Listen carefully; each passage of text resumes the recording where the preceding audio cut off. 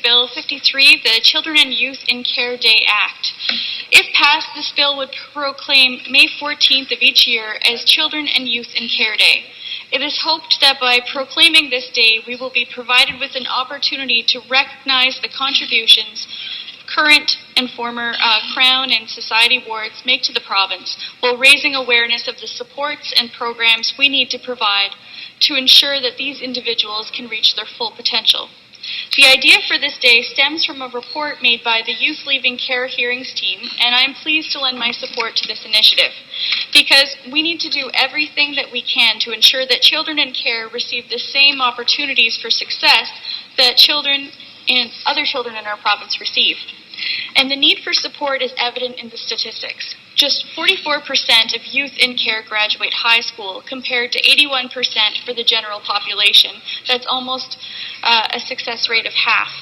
43% of homeless youth have had some interaction with the child welfare system, and many go through life feeling as though they're commodities, being shifted from house to house, feeling unwanted, unloved, and desperately seeking something that feels like a normal relationship with a caring family.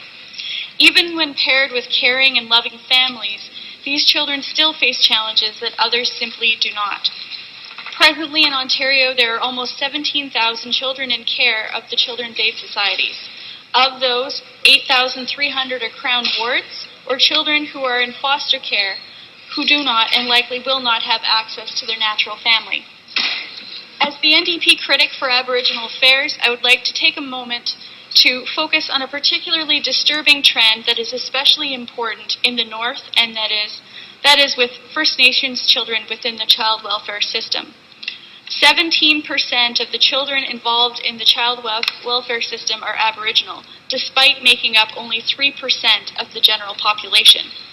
Many of these children are pulled out of their home communities, taken away from their culture, their heritage, and they feel a particularly strong sense of displacement. Despite many expressing concerns about the damage pulling these children out of their home communities causes, it continues to happen. And sadly, it's not unlike the now condemned residential school system, where children were taken away from their close-knit communities and forced to adapt to a completely different culture, different language, and different lifestyle.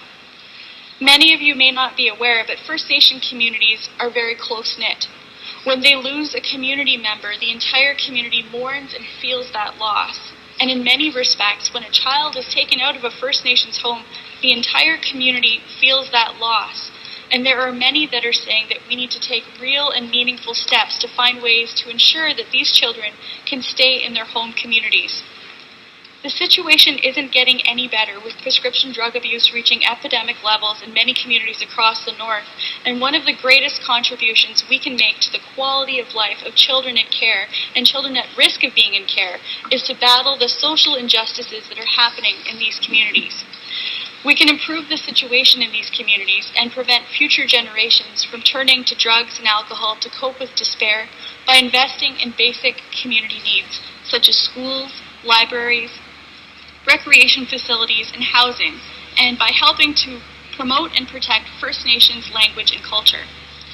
Many of the parents who have had their children taken away were exposed to drugs and alcohol as a way of coping with the desperation, boredom, desolation, hopelessness that all exist within communities that aren't provided with the basic necessities that exist, and even more have turned to these outlets to cope with the demons of a residential school system that left them permanently scarred and without the family experience that is needed to raise families of their own.